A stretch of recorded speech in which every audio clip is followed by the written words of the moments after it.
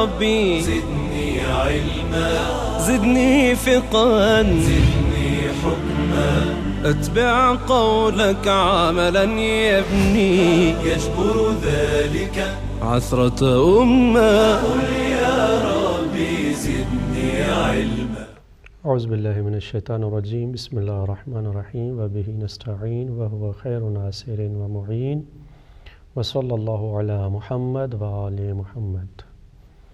ناظرین کرام، اسلام کی فقہی تعلیمات کے ساتھ آپ کی خدمت میں حاضر ہیں. آج نماز کی دوسری اقسام ان کو بیان کرنا ہے، جیسے نماز جمعہ ہے، مسافر کی نماز ہے یا نماز آیات ہے. دوسری نمازیں جو روزانہ اور ان نماز پنجگانہ کے علاوہ دوسری نمازیں ہیں. نماز جمعہ ایک بہت ہی بافضیلت نماز ہے جو ہفتے میں ایک مرتبہ جمعے کے دن ظہر کے وقت پڑھی جاتی ہے، اور در حقیقت اسلام نے عبادات کو ایک اجتماعی شکل عطا کی ہے. اسلام کا طرہ امتیاز یہ ہے کہ اسلام اللہ کی بندگی کو لوگوں کے ساتھ ملا دیتا ہے.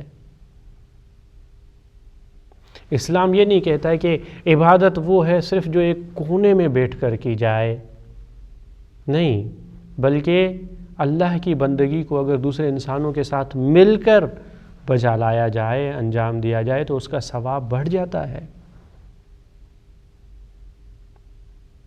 اسلام سے پہلے بھی بقیہ ادیان اور مذاہب میں ہفتے کا ایک اجتماع ہوا کرتا تھا. یعنی ایک مذہب والے، ایک دین والے ہفتے میں ایک دن مخصوص وقت پر جمع ہوتے تھے اور مل کر خداوند متعال کی بندگی کرتے تھے. اسلام نے وہ دن جمعے کا دن قرار دیا ہے کہ جب ہفتے میں ایک مرتبہ ایک علاقے کے مسلمان مومن ایک جگہ پہ جمع ہوں اور اجتماعی طور پر خالق کائنات کے ہاں سجدہ ریز ہوں اور مخصوص طریقے سے عبادت کریں. نماز جمعہ کیونکہ جمعے کے دن پڑھی جاتی ہے، اس لیے اسے نماز جمعہ کہا جاتا ہے.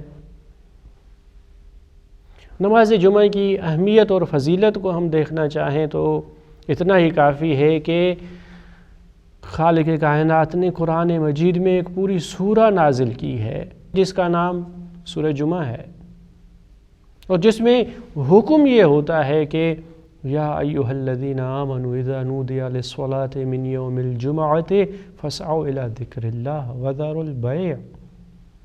اے ایمان لانے والو، جب جمعے کے دن جب تمہیں پکارا جائے نماز کے لیے تو جلدی کرو، جلدی کرو اللہ کے ذکر کے لیے، عبادت اور بندگی اور نماز کے لیے. کاروبار کو معطل کر دو، خرید فروخت کو بند کر دو، یہی تمہارے لیے بہتر ہے. یعنی بعض اوقات یہ ہوتا ہے کہ ہم اپنی محدود فکر کی وجہ سے یہ سمجھتے ہیں کہ یہ خرید و فروخت، یہ کاروبار، یہ تجارت ہمارے لیے زیادہ فائدہ مند ہے، لیکن خالق کائنات یہ حکم دے رہا ہے کہ نہیں، جہاں پہ خرید اور فروخت، جہاں پہ تجارت اللہ کی بندگی کے مقابلے میں آ جائے، جب ان کا ٹکراؤ ہونے لگے تو خرید و فروخت سے ہاتھ اٹھانا تمہارے لیے بہتر ہے. اللہ کا حکم ماننا، اللہ کی اطاعت کرنا تمہارے لیے بہتر ہے. یہ معمولی سا فائدہ جو تمہارے ہاتھوں سے جائے گا ابھی، یہ معمولی ہے، کچھ بھی نہیں ہے. خالق کائنات اپنی اطاعت کی وجہ سے اسے تمہیں بہتر عطا کرے گا. یہ نماز جمعہ کی خصوصی اہمیت ہے کہ اس کے بارے میں خاص صورت ہے اور جس میں بلایا جا رہا ہے ایمان لانے والوں کو، ایمان کے ساتھ مخاطب کر کے فرمایا جا رہا ہے کہ نماز جمعہ کے لیے جلدی کرو، خرید و فروخت کو بند کر دو، یہی تمہارے لیے بہتر ہے. اور روایات میں اگر ہم جانا چاہیں تو بہت ہی زیادہ روایات ہیں نماز جمعہ کی فضیلت کے لیے. کبھی اسے حج المساکین کہا گیا ہے، مسکینوں کا حج ہے. اللہ کی بارگاہ میں حاضر ہونا ہے. مسکین فقیر اگر مکہ جا کے کعبۃ اللہ کا طواف نہیں کر سکتا، وہ مخصوص حج کے اعمال بجا نہیں لا سکتا، وہ ثواب حاصل نہیں کر سکتا، خالق کائنات نے اسے محروم نہیں رکھا، اس کے لیے ایک دوسرا راستہ کھول دیا ہے، نماز جمعہ میں شرکت کرو، تمہارے لیے وہی ثواب ہے۔ یہ نماز جمعہ اپنی فضیلت رکھتی ہے، اور اس میں یہی ہے کہ اجتماعی عبادت کی جائے۔ اور پھر جب ہم اس کی شرائط کے بارے میں عرض کریں گے تو اس کی مزید توضیح دیں گے۔ نماز جمعہ کی کیفیت کیا ہے، کس طرح پڑھی جاتی ہے؟ نماز جمعہ نماز صبح کی طرح 2 رکعت ہے، جس طرح صبح کی 2 رکعتیں ہیں اسی طرح نماز جمعہ کی 2 رکعتیں ہیں، جماعت سے پڑھی جائے گی۔ پیش نماز اس کے لیے بہتر ہے نماز جمعہ کے حوالے سے پہلی رکعت میں سورہ حمد کے بعد سورہ جمعہ کی تلاوت کرے، اور پہلی رکعت میں قنوت بھی ہے رکوع سے پہلے، دوسری رکعت میں سورہ حمد کے بعد سورہ منافقون کی تلاوت کرے، اس کے بعد رکوع کے بعد پھر قنوت ہے نماز جمعہ میں۔ یہ اس کے پڑھنے کا طریقہ ہے، لیکن اس سے پہلے 2 خطبے یہ لازمی ہیں، یہ کیفیت ہے۔ شرائط کیا ہے نماز جمعہ کی؟ نماز جمعہ جماعت سے پڑھی جا سکتی ہے، لہٰذا اسے فرادہ نہیں پڑھا جا سکتا، جماعت کے ساتھ ہی اسے پڑھا جا سکتا ہے، تو لہٰذا جو جماعت کی شرائط ہیں وہ یہاں بھی ہے۔ یہ جو انسان مقتدی پیچھے نماز پڑھنے والا یہ جماعت کے ساتھ پڑھے گا تو جماعت کی جتنی شرائط ہیں، بیچ میں کوئی رکاوٹ نہیں ہونی چاہیے، اس کا مکان پیش امام کے مکان سے نیچے نہیں ہونا چاہیے، اور جو جماعت کی شرائط ہے وہ یہاں بھی معتبر ہے۔ اس کے ساتھ اس میں یہ شرط ہے کہ اس کی جماعت کے لیے کم از کم 5 افراد ہوں، 4 مقتدی 1 پیش امام، لیکن اگر 7 تک ہو جاتے ہیں تو ظاہر ہے اس کا ثواب بڑھ جائے گا، اور جتنے زیادہ ہوں گے اس کا ثواب اتنا ہی بڑھتا چلا جائے گا۔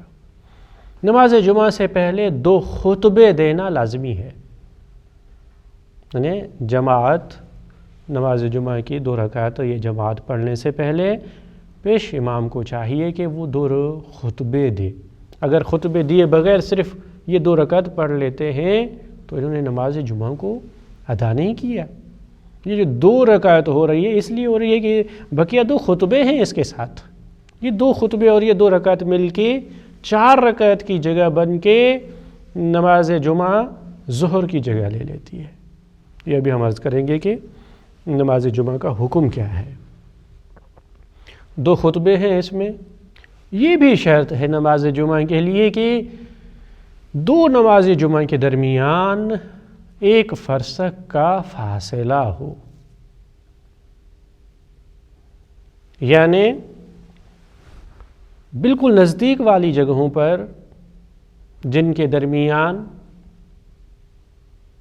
تقریباً 5.5 کلومیٹر کا فاصلہ نہیں ہے، وہاں پہ 2 نماز جمعہ نہیں ہو سکتی۔ ایک نماز جمعہ اگر یہاں پہ قائم ہو رہی ہے تو دوسری نماز جمعہ اگر 5.5 کلومیٹر کے فاصلے کے بعد اگر قائم ہو، 1 فرسخ کا ان کے درمیان فاصلہ ہو، وہاں پر قائم کی جائے تو درست ہے۔ لیکن اگر 2 نماز جمعہ کے درمیان اس سے کم فاصلہ ہو تو اگر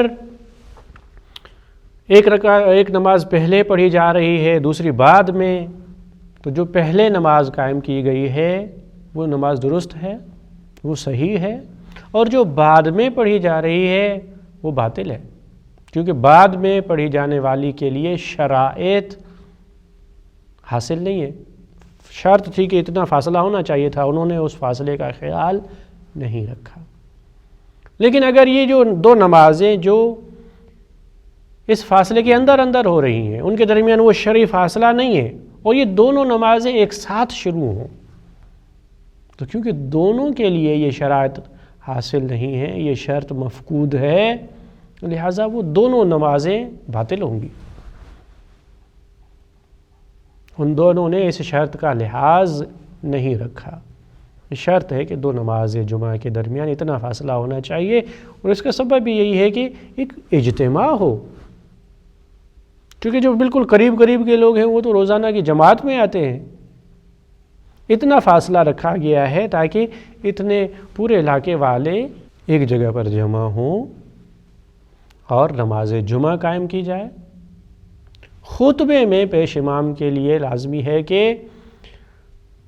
حمد و ثناء الہی کے بعد محمد و آل محمد علیہ السلام پہ درود و سلام کے بعد لوگوں کو پرہیزگاری کی دعوت دے، تقویٰ کی دعوت دے، دین کی طرف بلائے، خدا کے نزدیک کرے لوگوں کو، اور ساتھ میں جو مسلمانوں کو درپیش مسائل ہیں، عالم اسلام کی جو مشکلات ہیں، اس علاقے کے مومنین کی جو مشکلات ہیں ان کو بیان کرے، ان کا حل ڈھونڈا جائے، حل نکالا جائے۔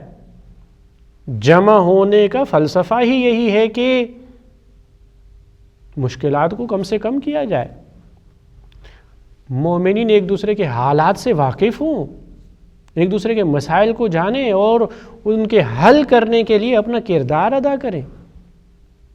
یہ جمعے کا فلسفہ ہے، لہٰذا اس کے لیے اتنا فاصلہ یہ شرط ہے۔ یہ شرائط اگر پائی جائیں، نماز جمعہ جن سے صحیح ہوتی ہے۔ اب حکم کیا ہے نماز جمعہ کا؟ نماز جمعہ معصوم کے حضور کے زمانے میں، یعنی جب رسول اکرم صلی اللہ علیہ وآلہ وسلم تھے یا ان کے برحق جانشین ائمہ معصومین علیہ السلام تھے، وہ خود قائم کرا رہے تھے، جن کو انہوں نے اجازت دی تھی وہ قائم کرا رہے تھے، اس وقت واجب ہے، یعنی ایک خود مستقل وجوب ہے اس کے لیے۔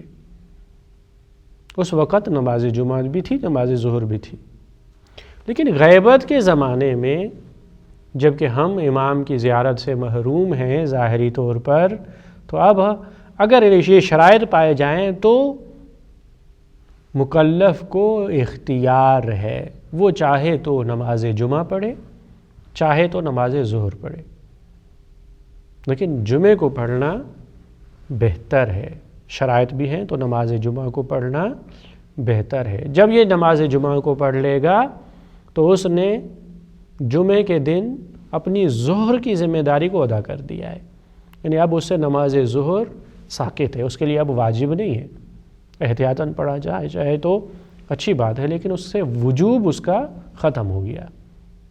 یہ نماز جمعہ، اس کے 2 خطبے، ان 4 رکعتوں کی جگہ پر آ گئے اور نماز ظہر اس سے ساقط ہو گئی۔ یہ حکم ہے کہ یہ واجب تخییری ہے۔ جب شرائط پائے جائیں نماز جمعہ کے تو مکلف کو اختیار ہے، وہ چاہے تو نماز جمعہ کو واجب کی نیت سے پڑھے، چاہے تو نماز ظہر کو واجب کی نیت سے پڑھے۔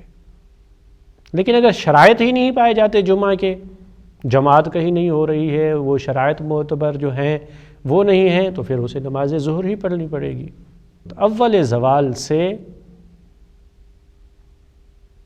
اذان، اقامت، خطبے کا جو عام طور پہ وقت ہوتا ہے، جتنا عام طور پہ وقت لیا جاتا ہے ان اعمال میں، اس طرح ترتیب کے ساتھ پڑھی جائے تو نماز جمعہ ہوگی۔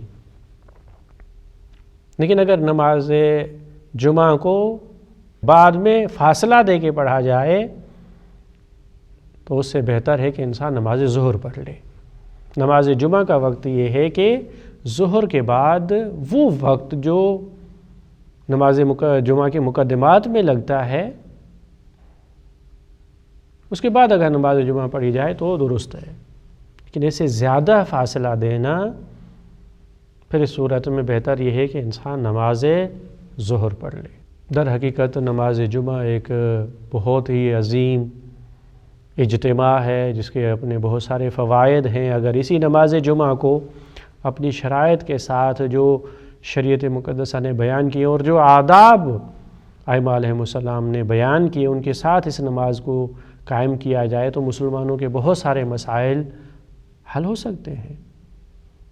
یہ اجتماعات بہت بڑی غنیمت ہیں، ان میں اگر پیش نماز اگر ان آداب کا خیال کرے جو روایات میں بیان کیے گئے ہیں، جو مسلمانوں کو درپیش مسائل ہیں ان کا حل، یہ اگر نماز جمعہ میں لائے جائیں تو یقیناً نماز جمعہ ایک بہت ہی عظیم اجتماعی عبادت ہے جس کے بہت بڑے اثر مترتب ہوں گے انشاءاللہ اسلامی معاشرے پر۔ یہ نماز جمعہ کا مختصر بیان تھا۔ اب چلتے ہیں ایک دوسری نماز کی طرف جو کہ نماز مسافر ہے۔ ایک مرتبہ ہے کہ انسان اپنے وطن میں زندگی گزار رہا ہے، نماز کے وقت اپنے وطن میں ہے، اس کی ذمہ داری کچھ اور ہے، لیکن اگر وہ مسافرت کرتا ہے، سفر پہ جاتا ہے تو اس کے لیے حکم الگ ہے۔ سفر سے مراد ہمارا شرعی سفر ہے، یعنی ایک مخصوص مقدار جو ابھی ہم عرض کریں گے، اس مقدار کو ان شرائط کے ساتھ اگر انسان طے کرے تو اس کی نماز پھر نماز مسافر ہوگی، اس کی نماز قصر ہوگی، یعنی 4 رکعتی نماز کو جو کہ ظہر، عصر اور عشاء ہے، ان 4 رکعت کی جگہ پر 2 رکعت پڑے گا۔ یہ نماز قصر ہے، مسافر کی نماز ہے، اور یہ سہولت دی گئی ہے کہ سفر میں عام طور پر انسان کو پریشانیوں کا سامنا کرنا پڑتا ہے اور مشکلات اور یہ وہ چیزیں، اسے آسانی دی گئی ہے، ایک سہولت دی گئی ہے کہ وہ 4 کی بجائے 2 رکعت پڑھے۔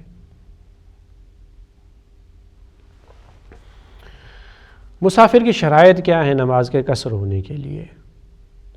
پہلی شرط تو یہ ہے کہ وہ شریعت نے جتنا فاصلہ بتایا ہے اتنے فاصلے کو طے کرے۔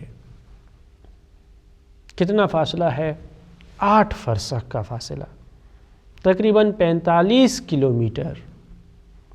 اگر وہ 45 کلومیٹر کا سفر کر رہا ہے، صرف جا رہا ہے 45 کلومیٹر، یا اس کا آنا اور جانا مجموعاً 45 کلومیٹر بنتا ہے، اس صورت میں اس کی نماز قصر ہوگی۔ لیکن اس سے کم تر فاصلے میں نماز قصر نہیں ہوگی۔ شریعت نے معیار بتایا ہے کہ اگر 8 فرسخ تمہارا سفر بنتا ہے تو بقیہ شرائط کے ساتھ تمہاری نماز قصر ہوگی، اس سے کم میں قصر نہیں ہوگی۔ اور کچھ ایسی چیزیں ہیں جو ہمیں شریعت کے بتائے ہوئے قانون کے سامنے سر تسلیم کرنا پڑے گا۔ ہم اپنی مرضی یہاں نہیں چلا سکتے کہ جناب وہ وقت اور تھا، وہاں پہ اتنی سہولتیں نہیں تھیں، آج سفر آسان ہو گیا ہے، اتنی پریشانیاں نہیں رہی سفر میں، تو نماز قصر کی ضرورت نہیں ہے۔ نہیں، ایک حکم ہے، ہمیں ماننا ہے۔ ہم صرف اپنے قیاس کو اور اپنی سوچی سمجھی ہوئی چیزوں کو شریعت کے احکام پر ترجیح نہیں دے سکتے۔ مسافت ہے اتنا فاصلہ، 8 فرسخ کا فاصلہ اگر انسان طے کرے تو اس کی نماز قصر ہوگی۔ دوسری شرط یہ ہے کہ نیت کے ساتھ اس فاصلے کو طے کرے، یعنی وہ شروع سے ہی یہ نیت کر کے نکلے کہ میں سفر کر رہا ہوں۔ ایک مرتبہ یہ ہوتا ہے کہ انسان اپنے گھر سے نکلتا ہے، فلاں جگہ تک جاؤں گا، اور وہ جگہ اتنا دور نہیں ہے کہ شرعی سفر ہو سکے، چلتا گیا، اب یہ چلتا گیا اتنا فاصلہ اس نے طے کر لیا کہ 8 فرسخ بن گئے، لیکن کیونکہ یہ شروع سے نیت کر کے نہیں نکلا، اس کی نیت سفر کی نیت نہیں تھی، وہ اسی کام سے نکلا تھا۔ اب یہ اور بات ہے کہ اس کا کام دور ہوتا چلا گیا اور اس نے اتنا فاصلہ طے کر لیا، کیونکہ اس کی نیت نہیں تھی، لہٰذا یہ اس کا سفر نہیں ہے۔ جب سفر نہیں ہے تو مسافر والا حکم اس پہ جاری نہیں ہوگا اور اس کی نماز قصر نہیں ہوگی۔ نیت کے ساتھ اس فاصلے کو طے کرنا چاہیے، اور پھر یہ نیت باقی رہے، یعنی یہ 8 فرسخ کا فاصلہ شروع سے نیت سے شروع ہو اور بیچ سے آخر تک یہ نیت باقی رہے سفر کی۔ ایک انسان گھر سے نیت کر کے نکلتا ہے کہ میں سفر پہ جا رہا ہوں، کچھ فاصلہ اس نے طے کیا اور پھر وہ اپنی نیت کو تبدیل کر دیتا ہے، نہیں جاتا ہوں، آج نہیں جاتا ہوں، پھر کبھی چلا جاؤں گا۔ اب اس نے نیت تبدیل کر لی، اب پھر وہ سفر کی نیت کرے تو پہلے سے جو فاصلہ طے کر کے آیا ہے اب وہ اس میں سفر میں شمار نہیں ہوگا۔ اب یہاں سے جس جگہ وہ پہنچ کے نئی نیت کر رہا ہے سفر پہ جانے کی، اب یہاں سے اگر 8 فرسخ کا فاصلہ ہو تو پھر اس کی نماز قصر ہوگی۔ تو بس سفر کی نیت شروع سے بھی ہو اور یہ نیت جاری رہے، آخر تک انسان اس نیت پہ باقی رہے تو اس کی نماز قصر ہوگی۔ بیچ میں آ کے اگر وہ نیت کو تبدیل کر دیتا ہے تو یہ اس کا سفر، وہ شرعی سفر، وہ مسافر والا حکم اس کے لیے ثابت نہیں ہوگا۔ اس سفر کے دوران کوئی ایسا کام، کوئی ایسا عمل نہ ہو جو سفر کے حکم کو ختم کر دیتا ہے، قاطع سفر شمار ہوتا ہے۔ دیکھیے یہ ایک شریعت نے معیار دیا ہے کہ تم اتنا اگر سفر کرو گے تو تمہاری نماز قصر ہوگی، لیکن وہی شریعت بتا رہی ہے کہ اگر تم نے دوران سفر یہ عمل انجام دے دیا، اس طرح یہ عمل انجام دیا تو یہ تمہارا سفر شمار نہیں ہوگا۔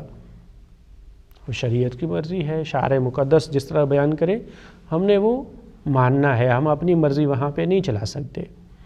اب شریعت بتا رہی ہے کہ سفر کے دوران کوئی ایسی چیز نہ آ جائے، پیش نہ آئے جس کی وجہ سے سفر کا حکم ختم ہو جاتا ہے۔ ایک شخص ہے نیت کر کے نکلا کہ میں سفر پہ جا رہا ہوں، نیت اس کی باقی ہے، لیکن ہوا یہ کہ ان 8 فرسخ کے دوران بیچ میں اس کا اپنا وطن ہے، اب وہ اپنے وطن سے گزر رہا ہے۔ اب جب وطن سے گزر کے پھر آگے تک جاتا ہے جہاں پہ اسے جانا ہے، پھر اس کے وطن سے وہاں تک کا فاصلہ 8 فرسخ کا نہیں بنتا۔ اب کیونکہ یہ 8 فرسخ کے دوران اپنے وطن سے گزرا ہے، اب وطن وہ چیز ہے جو سفر کو حکم کو ختم کر دیتی ہے۔ یعنی جب انسان اپنے وطن پہنچتا ہے اور وہاں سے گزرتا ہے، اس کے سفر والا حکم باقی نہیں رہتا۔ جب سفر والا حکم باقی نہیں رہتا، اب یہ وطن سے گزر کے پھر جب اس جگہ پہنچا جو پہلی جگہ سے 8 فرسخ کے فاصلے پر تھی، وطن سے اس کا فاصلہ 8 فرسخ کا نہیں ہے، اس وطن کے گزرنے نے اس کے سفر کے حکم کو ختم کر دیا۔ جب سفر کا حکم ختم ہو گیا تو اب وہ مسافر والی نماز نہیں پڑھے گا، بلکہ اسے نماز پوری پڑھنی پڑے گی۔ لہٰذا سفر کے دوران کوئی ایسی چیز پیش نہ آئے جو سفر کے حکم کو ختم کر دیتی ہے۔ وہ کون سی چیزیں ہیں؟ ایک، وطن سے گزرنا۔ نمبر 2، ایسی جگہ پہنچنا جہاں پہ انسان یہ نیت کر لے کہ یہاں 10 دن رہوں گا، قصد اقامت۔ لیکن انسان ایسی جگہ پہنچ جائے جہاں اس نے 10 دن رہنا ہے اور نیت کرتا ہے کہ میں نے 10 دن رہنا ہے، اب یہاں پہ اس کا سفر والا حکم ختم ہو جاتا ہے، یعنی اب یہاں پر اسے نماز پوری پڑھنی پڑے گی۔ یہ 10 دن کا سفر، 10 دن کے رہنے کی نیت کرنا، یہ سفر کے حکم کو ختم کر دیتا ہے، اور پھر اس کے لیے سفر والا حکم باقی نہیں رہتا اور اسے قصر کی بجائے وہی پوری نماز پڑھنی پڑے گی۔ یا پھر ایک انسان ایک جگہ پہ 10 دن کی نیت کے بغیر شک اور تردید کی حالت میں 30 دن رک جائے۔ مطلب کیا؟ مطلب یہ کہ ایک آدمی ایک جگہ پہنچا، اسے نہیں معلوم کہ میں یہاں 10 دن رہوں گا یا نہیں رہوں گا، وہ سمجھتا ہے کہ 10 دن نہیں رہوں گا، اب وہ رہ رہا ہے۔ اتفاق یہ ہوا کہ جو کام اس کا 8 دنوں میں 7 دنوں میں ہونا تھا نہیں ہوا، اب روزانہ یہ ہو رہا ہے کہ شاید کل ہو جائے، شاید کل ہو جائے۔ اب کیونکہ اس نے ایک مرتبہ وہاں پہ 10 دن رہنے کی نیت نہیں کی، لہذا اس کے سفر والا حکم ختم نہیں ہوا۔ یہ کل جانے والا سلسلہ جب تک 30 دنوں تک رہتا ہے اس کے سفر والا حکم ہے، یعنی 30 دنوں تک وہ سفر والا حکم اس کے لیے ہے، نماز قصر پڑھتا رہے گا کیونکہ اس نے 10 دن کی نیت نہیں کی۔ لیکن اگر یہ 30 دن پورے ہو جاتے ہیں تو پھر اس کے لیے وہی مکمل نماز پڑھنے والا حکم آ جائے گا، یعنی اب یہ مسافر کے حکم میں شمار نہیں ہوگا۔ یہ 30 دن کا تردید کے ساتھ گزارنا یہ بھی شرعی سفر کو توڑ دیتا ہے، 10 دن کی نیت کرے تو سارا سفر ٹوٹ جاتا ہے، نماز پوری پڑھنی پڑتی ہے۔ 30 دن گزر جائیں تو بھی شرعی سفر ٹوٹ جاتا ہے اور پھر اسے نماز پوری پڑھنی پڑے گی۔ یہ ہے کہ راستے میں کوئی ایسی چیز پیش نہ آئے جو سفر کے حکم کو ختم کر دیتی ہے۔ ایک شرط یہ بھی ہے کہ اس کا سفر حرام نہ ہو۔ حرام سفر کیا ہے؟ ماں باپ ہیں اپنی اولاد کو منع کرتے ہیں کہ تم سفر پہ نہ جاؤ، وہ ان کی مخالفت کرتے ہوئے سفر پہ نکلتے ہیں جو ان کے لیے واجب نہیں ہے۔ جب واجب نہیں ہے، اب ماں باپ نے منع کیا ہے تو ان کے لیے وہ سفر جائز نہیں ہے۔ واجب کے علاوہ مباح چیزوں میں ماں باپ کا حکم ماننا چاہیے۔ اگر کوئی ان کی مخالفت کرتے ہوئے سفر میں نکلتا ہے وہ حرام کام انجام دے رہا ہے، خود اس کا یہ نکلنا حرام ہے۔ اب اس میں نماز قصر نہیں ہوگی۔ یا اگر کوئی حرام کام کرنے کے لیے سفر کرتا ہے، خدا نخواستہ کوئی اس لیے سفر کر رہا ہے کہ جا کے چوری کرے، یہ حرام کے لیے سفر کر رہا ہے۔ خدا نخواستہ کوئی نکلتا ہے کہ کسی مسلمان کو جا کے کوئی نقصان پہنچائے، یہ حرام کام کے لیے سفر ہے، تو اس کے لیے وہ سہولت نہیں ہے جو شریعت نے مسافر کو دی ہے۔ شریعت کی یہ سہولت ان کے لیے ہے جو اللہ کی اطاعت کرتے ہوئے سفر کرے۔ اللہ کی معصیت، گناہ کرنے کا سفر کرنا یا گناہ کے لیے سفر کرنا یہ شرعی سفر نہیں ہے۔ جب شرعی سفر نہیں ہے تو نماز اس کی قصر نہیں ہوگی۔ یہ انسان خانہ بدوش نہیں ہونا چاہیے۔ کچھ ایسے افراد ہوتے ہیں، آپ جانتے ہیں کہ جن کا جگہ، جن کا وطن معین نہیں ہوتا، ان کی زندگی ایسے سفر ہے، کبھی یہاں ہیں، جہاں انہیں سہولتیں مل گئیں تو یہاں ہیں، یہاں خشک سالی آ گئی تو پھر یہاں سے نکل پڑے ایسی جگہ جہاں پہ ان کو ضروریات زندگی میسر ہوں، پانی ہو ان کے مال مویشی کے لیے، سبزہ ہو اور یہ سہولتیں ہوں تو وہ یہاں رہیں گے۔ یعنی ان کا ایک کوئی معین ٹھکانہ نہیں ہوتا، وہ خانہ بدوش ہوتے ہیں، ان کا گھر ان کے ساتھ ہوتا ہے۔ ان کے لیے بھی سفر کا حکم نہیں ہے، یہ ان کے لیے ہے جہاں ان کا ایک وطن معین ہو، پھر یہاں سے وہ مسافرت کے لیے نکلیں اور سفر اتنا ہو، ان شرائط کے ساتھ ہو، تب جا کے ان کی نماز قصر ہوگی۔ انسان قصیر سفر بھی نہ ہو، جس کا سفر بہت زیادہ ہوتا ہے۔ ایک انسان ہے قصیر سفر کا ایک مصداق یہ کہ ایک انسان ہے جس کا کام ہی سفر کرنا ہے، یعنی اس کا مشغلہ، اس کا پیشہ ہی سفر ہے، اور ڈرائیونگ کرتا ہے، وہ پائلٹ ہے، وہ اور اس کا کام ہی سفر ہے، پیشہ ہے اس کا سفر، اس کا یہ پیشہ ہے تو اس کے لیے مسافر والا حکم نہیں ہے، اسے نماز پوری پڑھنی پڑے گی۔ ایک انسان ہے جس کا سفر پیشہ تو نہیں ہے، لیکن پیشہ کے لیے اسے وہی رزق روزی حاصل کرنے کے لیے سفر کرنا پڑتا ہے۔ نہیں، کوئی شخص ڈرائیور نہیں ہے کہ اس کا کام جو ہے وہ سفر کرنا ہو، نہیں، وہ کام تجارت کرتا ہے، لیکن تجارت کے لیے اسے سفر کرنا پڑتا ہے۔ تو یہاں بھی وہ کیونکہ بہت زیادہ سفر کر رہا ہے، اسے تجارت کے لیے سفر کرنا پڑتا ہے، تو یہ بھی قصیر سفر ہے۔ اس کے لیے بھی یہی ہے کہ نماز پوری پڑھے، اور اگر احتیاط بھی کرنا چاہے تو احتیاطاً پھر قصر بھی پڑھ لے۔ لیکن ایک شخص ایسا ہے کہ قصیر سفر اس معنی میں ہے کہ نہ تو اس کا پیشہ ہے سفر، ڈرائیور وغیرہ بھی نہیں ہے، نہ پیشے کے لیے اسے سفر کرنا پڑتا ہے، تاجر بھی نہیں ہے، نہیں، ایک جگہ اس کا مال پڑا ہوا ہے، وہ اسے لے آنے جانے کے لیے وہاں جاتا ہے، تو یہاں بھی اسے احتیاط کرنا چاہیے اور پوری نماز بھی پڑھنی چاہیے اور قصر بھی، تاکہ اسے یہ اطمینان ہو جائے کہ میں نے اپنے وظیفے کو بطور احسن انجام دیا ہے۔ مسافر کے لیے یہ بھی شرط ہے کہ وہ حد ترخص تک پہنچ جائے، یعنی جو انسان اپنے وطن سے اپنے گھر سے سفر کی نیت کر کے نکلتا ہے، ایسا نہیں ہے جیسے ہی اس نے پہلا قدم اٹھا لیا اب مسافر والا حکم اس کے لیے ہو اور وہ وہاں سے قصر پڑھنا شروع کرے، نہیں، حد ترخص تک پہنچ جائے۔ حد ترخص کیا ہے؟ یعنی اپنے گھر سے محلے سے اتنا دور نکل جائے کہ اسے اپنے محلے کی دیواریں دکھائی نہ دے، اس محلے کے اذان کی آواز اس تک نہ پہنچے،